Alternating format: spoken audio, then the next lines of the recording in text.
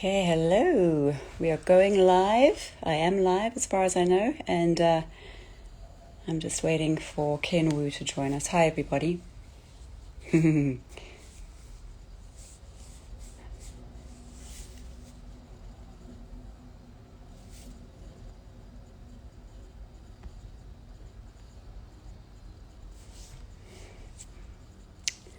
Okay, Endangered Ecosystem Alliance, I see you. We are just. Okay.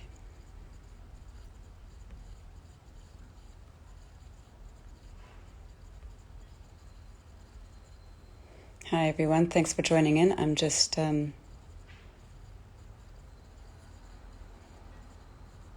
Getting Ken on the line.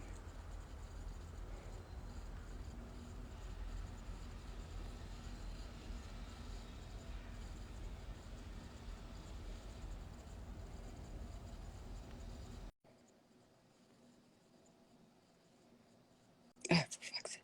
Okay, I'm just going to make sure that I connect with Ken. Hi, Adrian.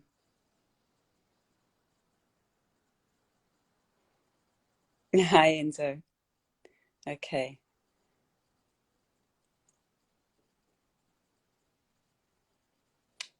Okay, what a lovely turnout, everybody. All right, let me just check that I have Ken Wu coming in.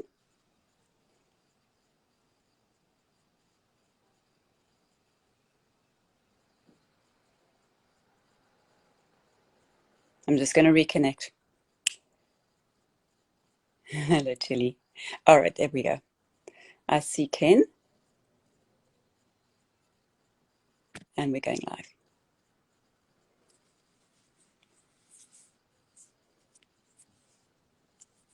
There you are. Hi, Ken. Hi, how are you doing? I'm good. How are you? Good, good. My apologies. I'm new to the, as you know, pretty new to the whole There's Instagram always a thing. lot of flicking and pushing buttons and hoping for the best, but we made it right on time. So it's 10 a.m.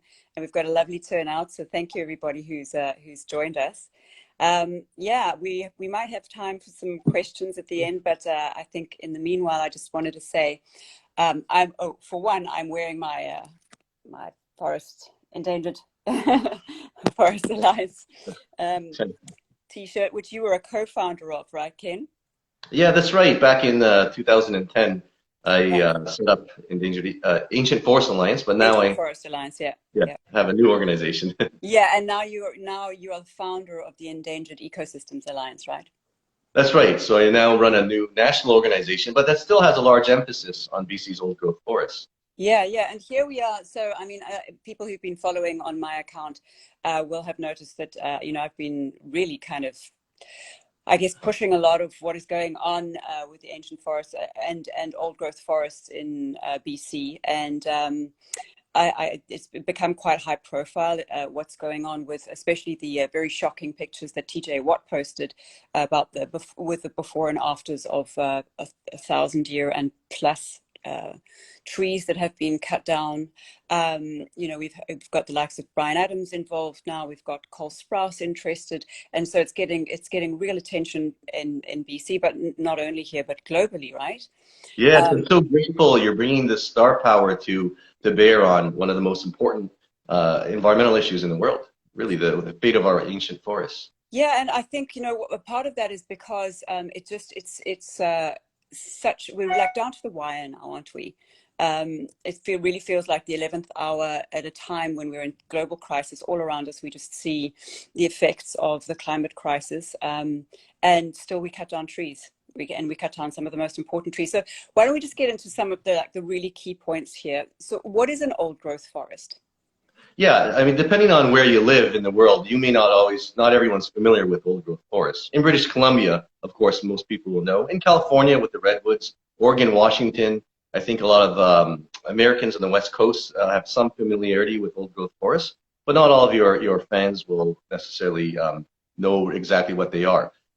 Basically, these are old forests that have not had a history of any industrial logging, and where the oldest trees, not all the trees, but the oldest trees can often be 150 years old, 500 years old, 1,000 years old. and they have specific characteristics that are not replicated by the plantations that are replacing them. So specific things need old growth forests. They can't live in the younger forests. Yeah. Right. Yeah, so these are the places where you're kind of like walking in the cathedrals of nature, where the trees are as tall as a downtown skyscraper, as wide as a living room. These are the biggest, oldest living organisms that have ever existed in Earth's history. The giant old growth trees here in North America. Yeah, exactly. You know, I mean, as people know from my accent, I'm from South Africa, and then I lived for a long time in New Zealand, and we just don't experience that kind of tree. I mean, I had no knowledge of trees of this age even existing outside of, legend, lore. There's one in New Zealand, which is called Tane Mahuta, which essentially just means big tree. And it's the oldest and biggest, tallest tree that's still standing, but they change the coordinates. Like, they don't release the coordinates of that tree, so people can't find it and damage it. Like, there's one. So then I arrive here in BC to shoot Riverdale, and get to go to Lynn Valley and see 800-year-old trees, 1,200-year-old trees, and I just was absolutely blown away and assumed they'd be protected.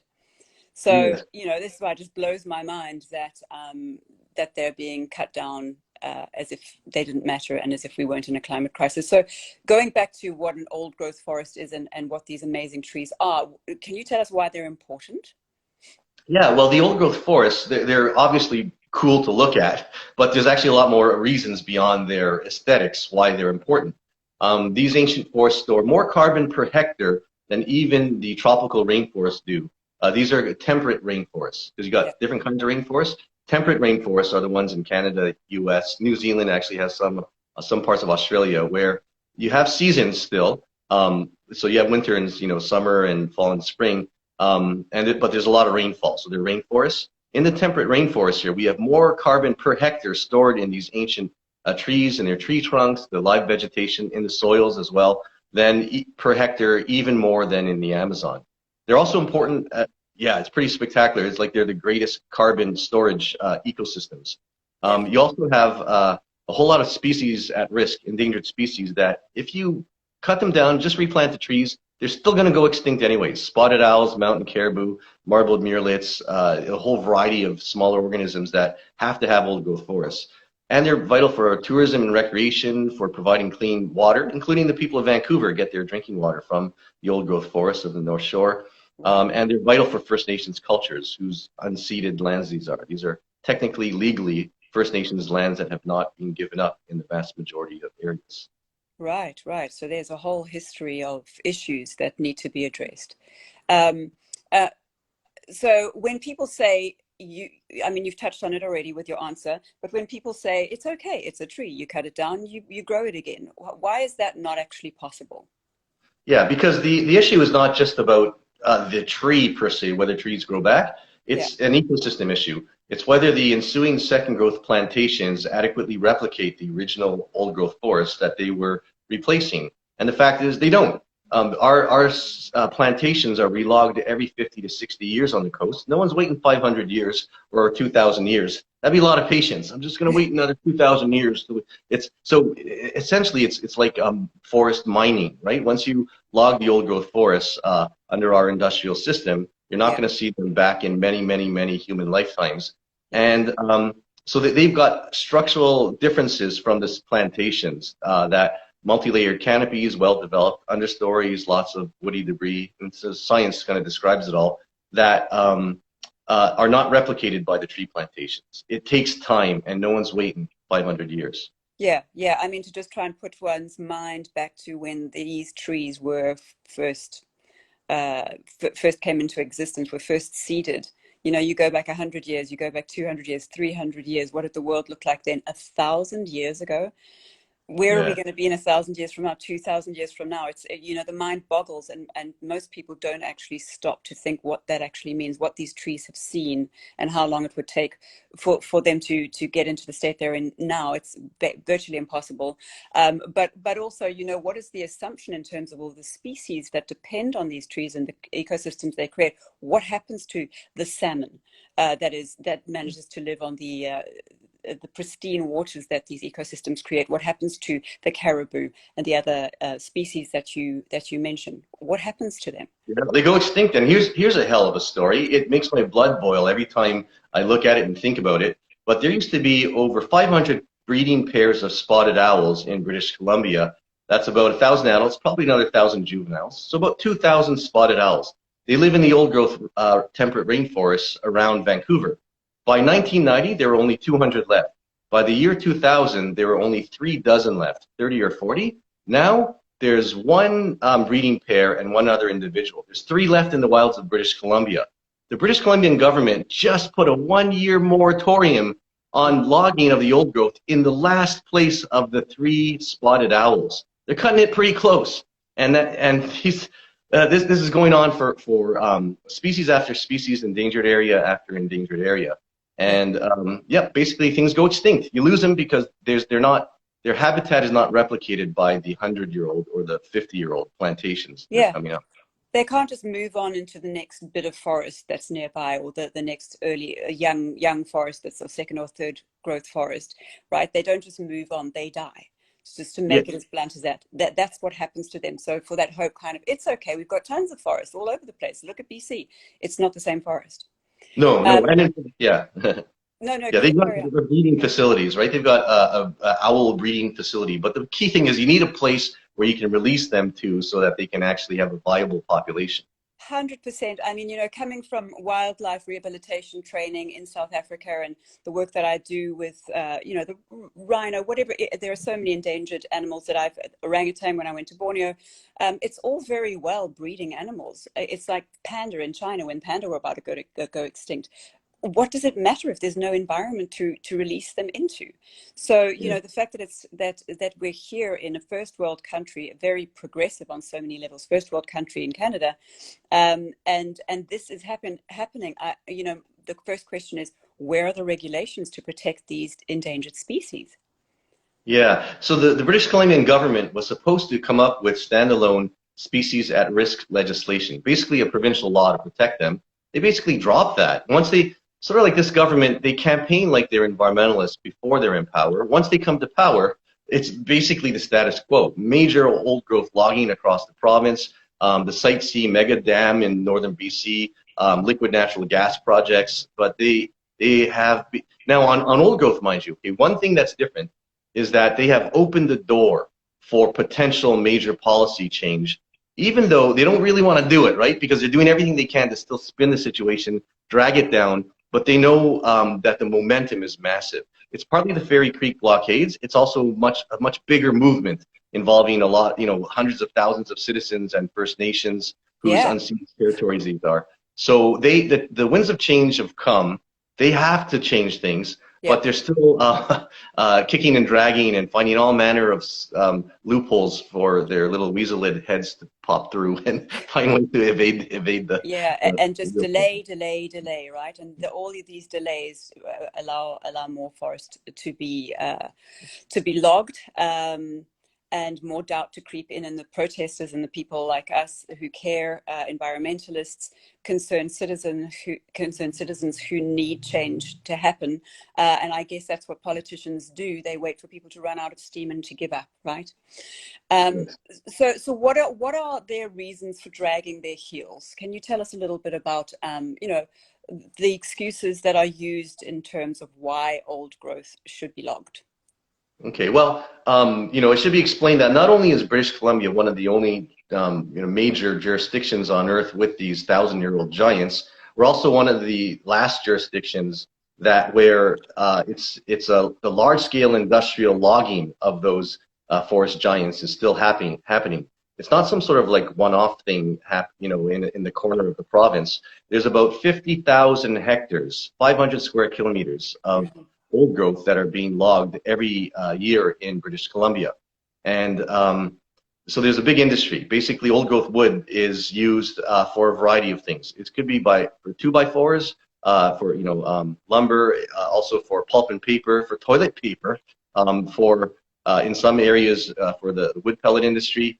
Largely, it's the solid wood products industry. But you can make a house out of a 100-year-old tree. You don't need a 1,000-year-old tree. Yeah. The rest of the Western industrialized world is logging second, third growth forest. That's the alternative.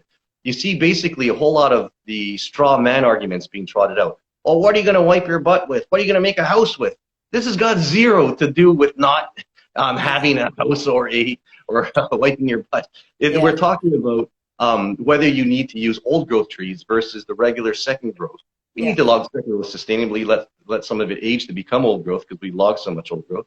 But there's a massive timber industry basically, and the government has been doing a lot of spin and sophistry. The big one here is that not all old growth forests are created equal. There's a lot of bogs where you get these little bonsai trees. They're very tiny. They're only like maybe like 8 feet high, 10 feet high, but they're like, I'm 1,000 years old. I'm a great grandfather. But no one's logging those little bonsai trees, but they are old growth, and there's a lot of it. That's where vast areas of old growth are basically in bogs and in subalpine high elevation landscapes. The classic forest giants it's called high productivity landscapes where the trees grow quick. There's only 3% of those left. Moderate productivity is about 20%. So it's in the moderate and high productivity areas where logging occurs. But most of the old growth, by a long shot, 80% is low productivity. So what basically the government's plan is this: it's to confuse the public, to save the small old growth, log the big old growth, and to mix in all the numbers together. So it looks like there's a lot left and a lot's being saved. So yeah, let's stick with that. So what are the real numbers? Like you say, there have been so many numbers being thrown around. I've had a lot of posts from people who are supported by the BC forestry industry. They're enraged. They don't want their jobs taken away. They say there's so much forest left, so much old growth left, throwing all kinds of random numbers around. But the real true numbers of what remains of these big old giants. Can you tell us what those numbers are? Yeah, so there's 10.6 million hectares of low productivity old growth. That's basically the areas that grow small trees of little to no value, mainly to the timber industry. There's about 2.6 million hectares. Contrast that to 10.6 million, 2.6 million hectares of moderate productivity old growth. So that's where you have some scattered big trees, and the industry is targeting that hard. But the core of the debate historically and still is today is the high productivity. It's the monumental stands of the classic forest giants, the grandest trees, where you get a lot of those big giants that all the tourists come to see, and all the photos are of that. There's only 400,000 hectares, but there's actually 380,000 hectares of the second highest class. Of the highest class, the really the most spectacular ancient forest you'll ever see.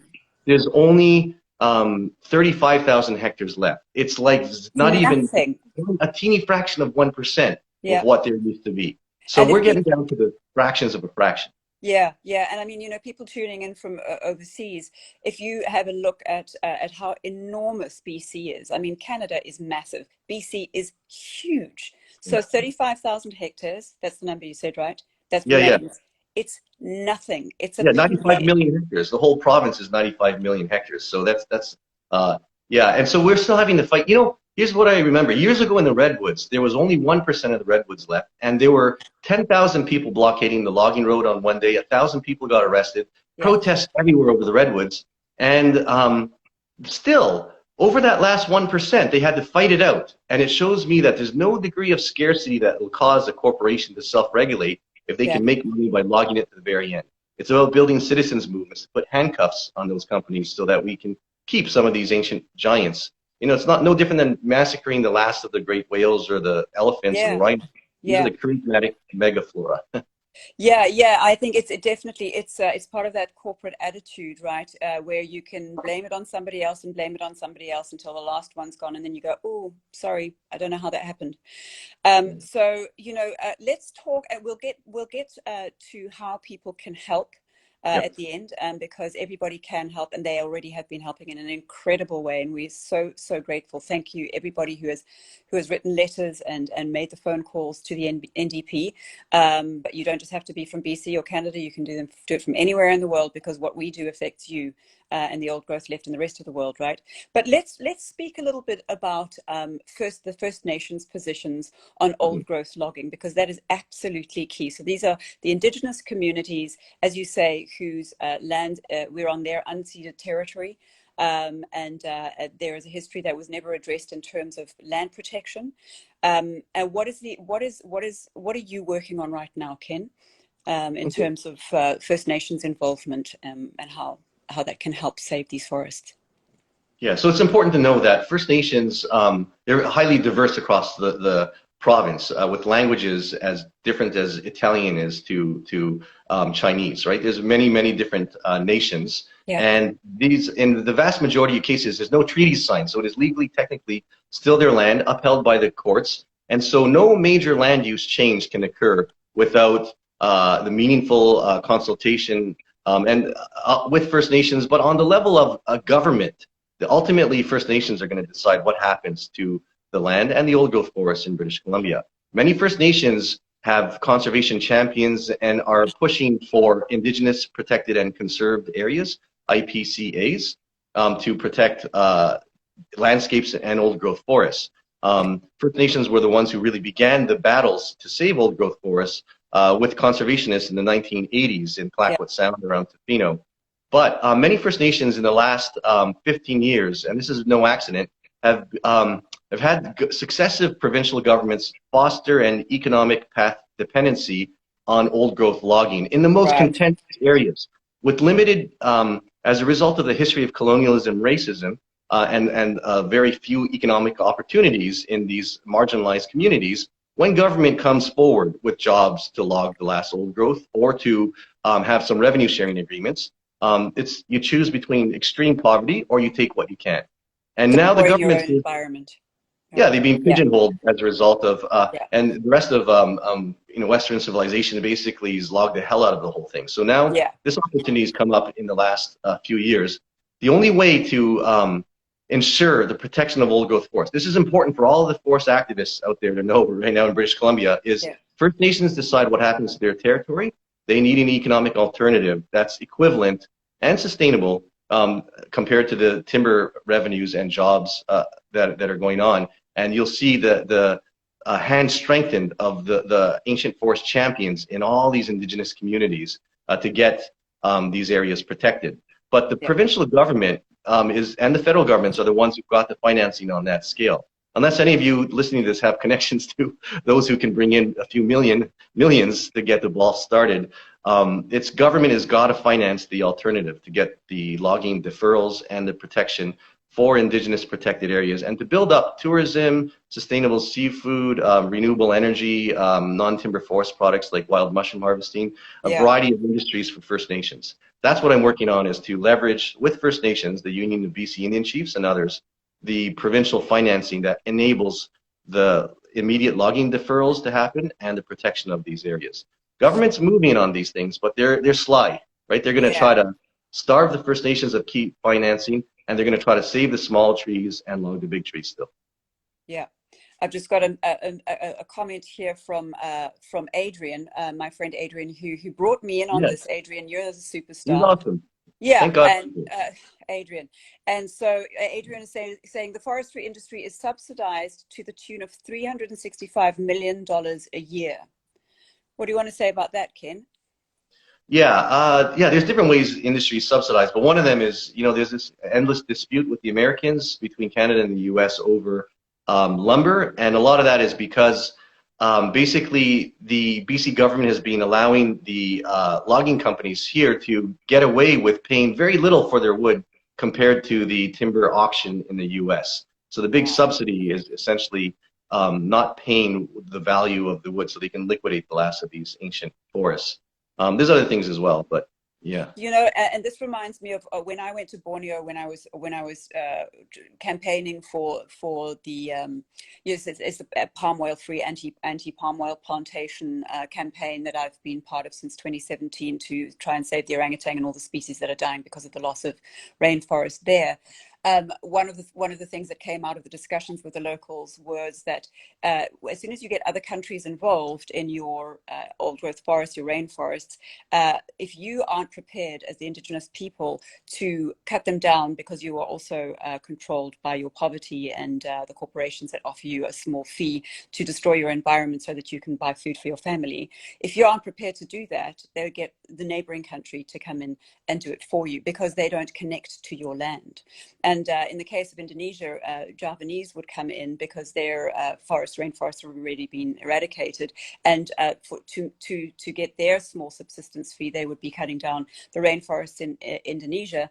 And I think, you know, in a small kind of way, if you're talking about how America will cut down Canada's forests, it's a weirdness, isn't it? Where you kind of go, well, I don't have to think about it because it comes from somewhere else. It's another country and it's their environment. And so there's that disconnect that happens where yeah, before you know it, an industry affects another industry in a very, very negative way. Yes, like the markets are American and Japanese and Chinese largely, and some European, but these are largely Canadian companies. You know, it doesn't matter who's doing it; it's not sustainable. There's a second growth alternative. There's no bloody reason why it's like sort of arguing that you're not going to be able to eat unless you kill rhinos and elephants and whales. There's other things you can do. You don't need to cut 1,000-year-old trees, 500-year-old trees to make lumber and toilet paper. So yeah, absolutely. I think I'm talking about the disconnect that happens, you know, first where you are ordering products, getting involved in sustainability in your own country, but then not considering the sustainability of other countries, right? Anyway, in Canada, let's talk about the second and third growth forests that can they sustain all of our needs? Yeah, I mean, the world's needs. Yeah, most of the 97% of the high productivity forests in British Columbia are second growth now. So if the industry is going to argue that they're going to collapse because they can't subsist on the other 97%, that's a total argument for their mismanagement of the resource the whole way through. There's a second growth industry in British Columbia is inevitable when the last of the unprotected old growth is logged. We're simply saying that they've got to make that transition now while we still have the last of the 3% of high productivity and 20% of medium productivity, as opposed to when it's gone. So it's going to happen anyways. Let's do it in a planned, rational approach. Do it quick. Right now, there's got to be deferrals. At the heart of the issue is the high productivity old growth. There's got to be immediate deferrals, and the BC government is trying to essentially evade that issue by all sorts of fantastic wordsmithing and contortion. Yeah. So how do we get things to go faster? How do we speed this up? There's several things. Okay, one thing is people should join the call to push the provincial government, and we're going to do a federal call soon, to help finance First Nations sustainable economic alternatives to old growth logging and support Indigenous protected areas. We've got an action alert that's got only about 6,000 people now, but it should be really in the hundreds of thousands to support First Nations old growth protection initiatives. How do we sign on to that? How do we? You go to the Endangered Ecosystems Alliance Facebook or our website, then I'll put it up at the top again, and we'll make sure it's right at the top. Yeah, and I will post it on. I'll put it on my profile, right? So that will be a link in my profile, and sign on to that petition, please. Everybody that's listening, everybody who listens to this when I post this live interview later, and please share. So that's one of the things you can do. Yes, and there's other ways you can volunteer, right? Depending on what you're interested in doing. Hats off to the people blockading in Fairy Creek. If you want to take part in the blockades, I spent all the 90s blockading. There's an important role, tool in the toolbox that creates sparks and catalysts that to put the issue in the spotlight that focuses people's attention. So it moves to the forefront, and instead isn't melted in that mushy oversaturation of too much information in today's society. So. But there's you don't have to blockade and get arrested to make a difference. We need people in all manner of things. We need people to help do outreach to different faith. We have a resolution we're going to be circulating, so you'll see that pop up very shortly, circulate the resolutions and get support of churches, of businesses, of unions, of recreation groups, environmental groups around the world. Share it on social media, make it go far and wide. Donate to groups that are working to save old growth forests. Can you mention some of the ones that you would to donate to? Well, obviously, I'm a little bit biased in that Endangered Ecosystems Alliance is playing an important role, but there's a whole lot of them in the province. I used to run Ancient Forest Alliance. I know the Fairy Creek activists have been raising a lot of through crowdsource fundraising. It's been going pretty well, I think, for them. But you've got a variety of organizations. Sierra Club of BC has done some good work, and there's like British Columbia's environmental movement. The modern one was built on the battle for ancient forests.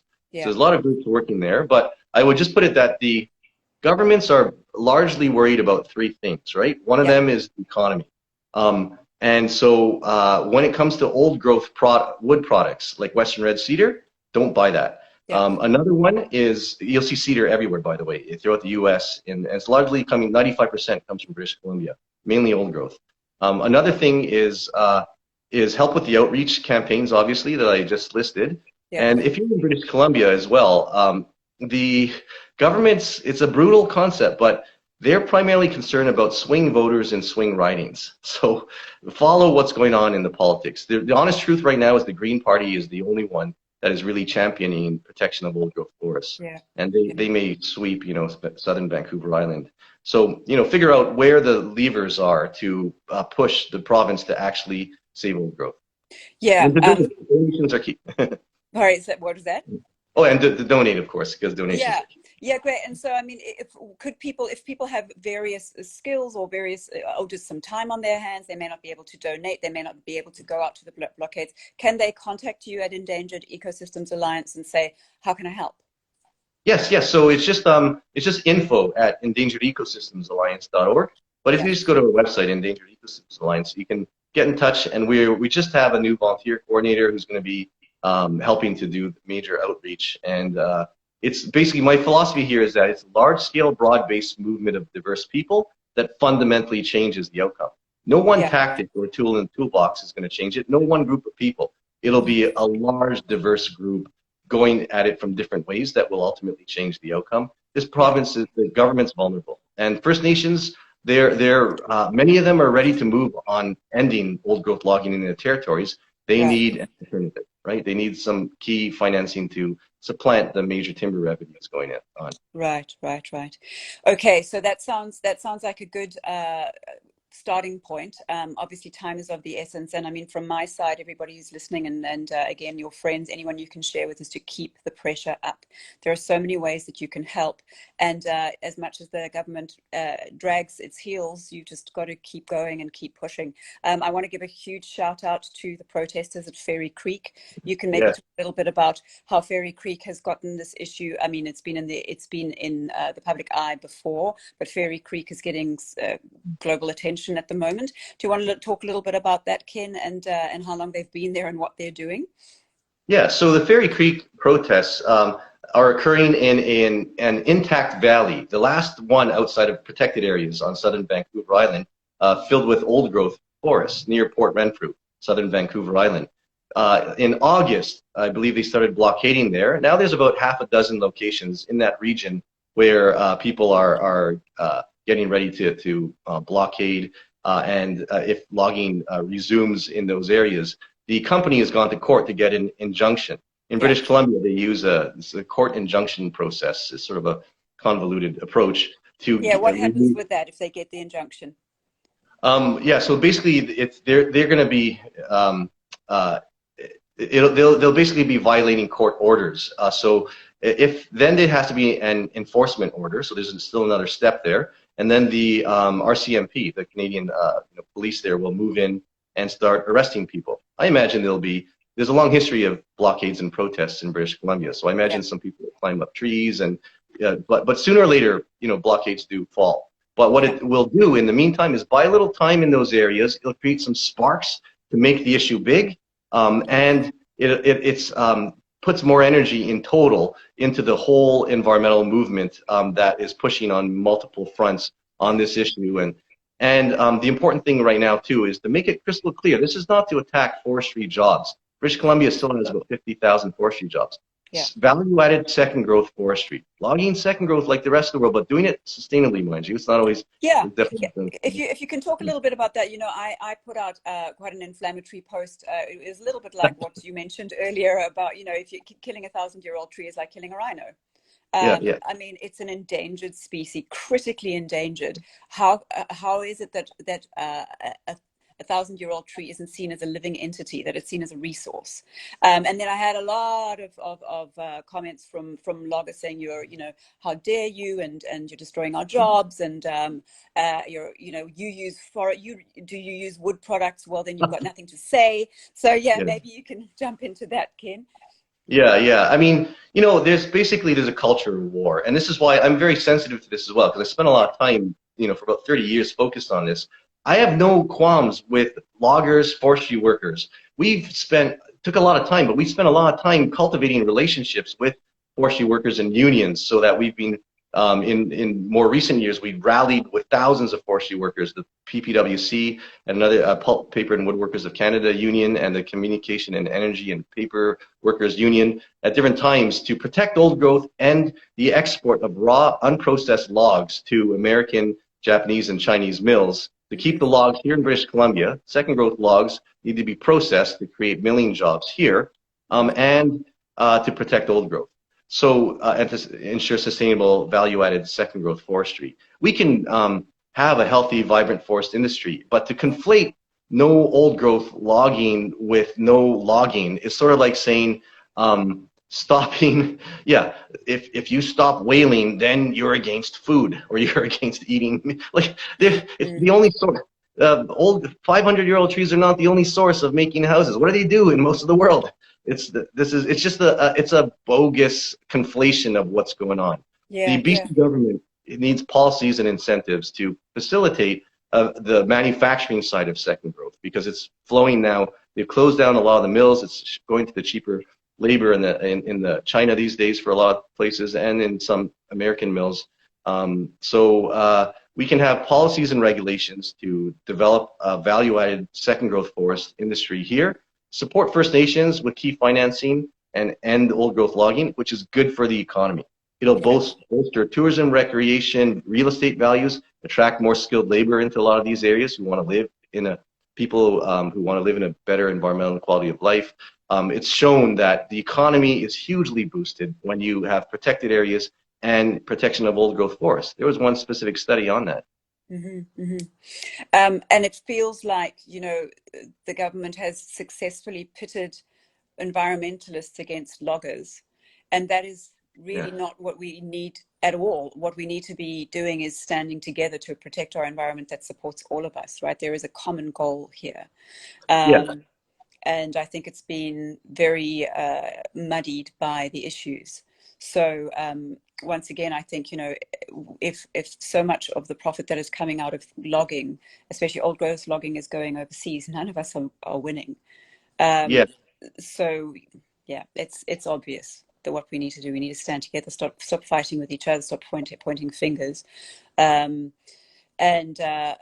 I think follow all of the advice that you've given, and keep the pressure up, because otherwise we're going to be outweighted by the government, and their dragging of heels will diffuse a situation that is extremely urgent. Yeah, and there's a window of opportunity. This is the greatest window in I've been working on this for a long time. Right now, for the first time, they've cracked the door open towards major policy reform on old growth. If we build the movement broad enough, so it's not the same old protesters. So I'm grateful that you bring in a massive audience here. Okay, and if it supports the indigenous people of whose unceded lands there are, then we will get there. But it's not going to happen without without a lot of effort here in this next stretch. So one thing I'd like to add, I can't say too much at this stage, but for Riverdale fans, I am not the only Riverdale cast member who is enraged and horrified by what is going on. It is being this campaign is being taken up by other Riverdale cast whom you love and adore, and it's going to blow up bigger and brighter in the media. And so if you are wanting a mission to join us on, now is the time. And keep watching my page. Follow Endangered Ecosystem Alliance. Follow Ancient Forest Alliance. Follow Ferry Creek Blockade. I think it's Rainforest Flying Squad is the handle, or is it Rainforest Flying Squad is another one. Yep. And you will see and be kept up to date on everything that is happening. And once again, get hold of Ken Wu at info@endangeredecosystemsalliance.ca. Yep. And endangeredecosystemsalliance.org. .org. Ask how you can help, and you will be put to work, because there's lots of work to do. So, Ken, thank you so much for joining us today. Is there any last thing that you want to just get out there into the world while we have a few more minutes? Yeah, well, when you think, I think there's a win-win here. The win-win here is that the economy is bolstered. If you look at the traditional arguments, it'll bolster the economy. It's vital for the climate. It's vital for endangered species. The quality of life goes up. It's of global significance. All the forests in British Columbia, the greatest concentration of old forests in the temperate world are over in British Columbia. And it's vital for First Nations cultures. And there's a win-win for the forestry workers too, based on most of the productive land base is second growth. This should be a no-brainer, but these changes from the status quo don't happen unless diverse people come on board and get involved. So it's businesses, unions, faith groups, outdoor rec groups, different environmental groups, different kinds of people. That's what's going to ultimately tip the outcome. Yeah, and like you say, you know, there are a couple of thousands of names on petitions at the moment, but there are hundreds of thousands of people who care. So all of those millions, yeah, with your star power. Yeah, millions. I mean, you know, where are you guys? Put your names on these petitions and stand up and shout, make a lot of noise, because we are actually a huge community and we need to stand together on all of this. It's absolutely vital. And this is Canada. This is a first world country. We shouldn't even be in this position. So yeah. Let's go. And thank you, Ken, so much for all your amazing work that you've done, and for this wonderful talk. And I'm sure you'll, Ken, your own site is, well, Ken Wu, do you want people to just go straight at Endangered Ecosystems? Endangered Ecosystems Alliance, okay, yeah. Go there, because you'll get all of the genius and all of the background and all of the knowledge and expertise from Ken. And let's just help buoy each other up and get this policy changed as soon as possible. Thank you very much. Thanks so much, Ken. We'll keep in touch. Thank you so much. Bye, everybody. Thank you for tuning in.